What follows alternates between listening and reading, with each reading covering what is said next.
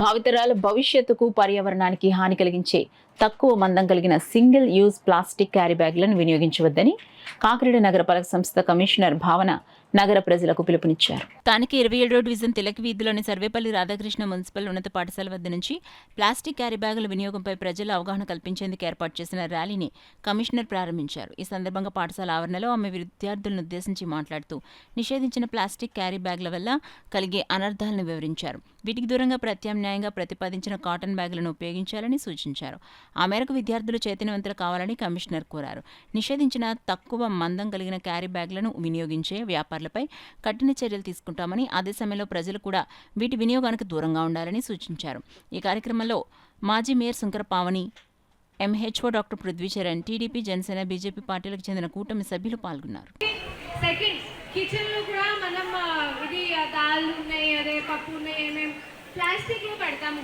Single use plastic, కొన్ని plastic చాలా బాగా ఉండొచ్చు, అదే అనుకోలేదు నేను. But some most of the plastics are not good. అదే కూడా స్టెయిన్లెస్ స్టీల్ అండ్ గ్లాస్తో రిప్లేస్ చేసేసాను, రైట్?